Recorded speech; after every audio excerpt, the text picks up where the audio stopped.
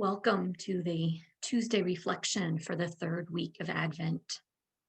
Can you believe that it is the third week of Advent already?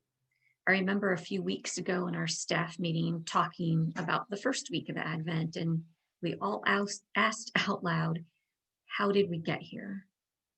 This year, that question has a lot of meaning, and most implying that the year has been long, yet the months have seemed to simply slip away. We have spent a lot of the year waiting and preparing, and then often unpreparing. And now, in the season of Advent, as Christians, we are called to do more waiting and more preparing. It is the ultimate season of multitasking. And what is this multitasking all about? We wait and we prepare for what is to come. In fact, the word Advent is derived from a Latin word for coming.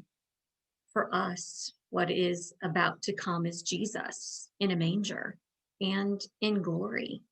This is what we wait for in Advent.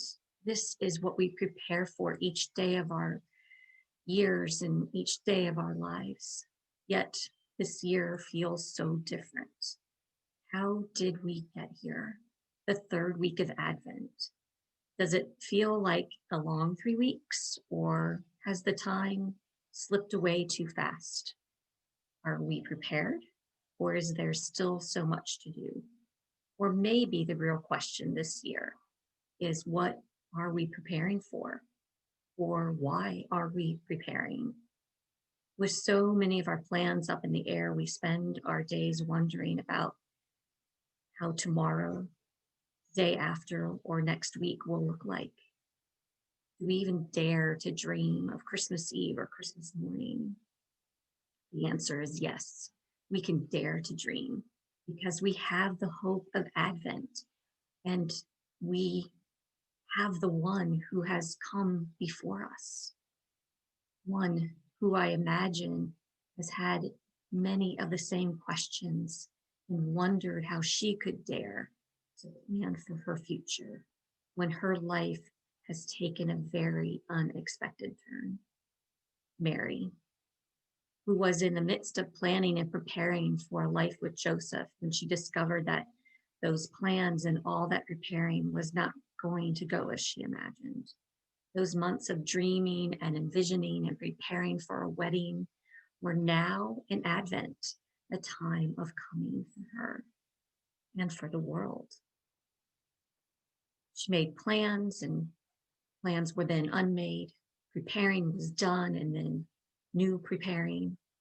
And we carry all of this with us.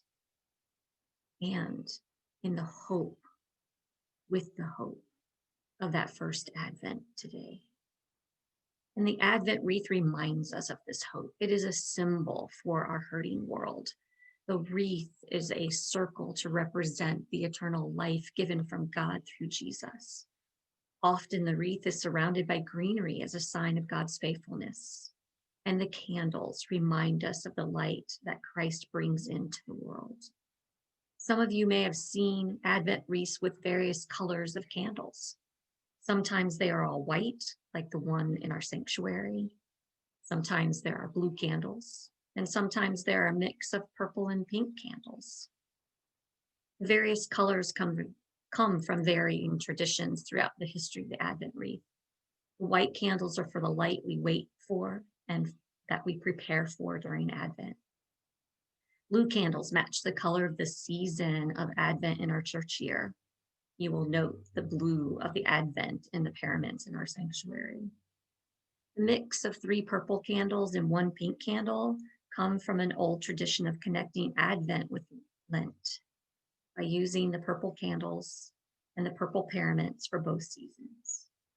And the pink candle, traditionally lit on the 3rd Sunday in Advent, reminds us to rejoice in the Lord always, even in our waiting and preparing. But no matter the look of your Advent wreath at your home or in our sanctuaries, the season of Advent is about hope in the light that has already come and that will come again. Advent is about preparing with the expectation of the coming of Christ. So, In these final weeks of Advent, we will continue to multitask. We will continue the work of Advent, and we can look forward in hope. We can prepare for the light that has already come and is still to come. We rejoice in the gifts from God of eternal life and faithfulness, and we work to bring God's love and peace to a hurting world. This is the multitasking of Advent.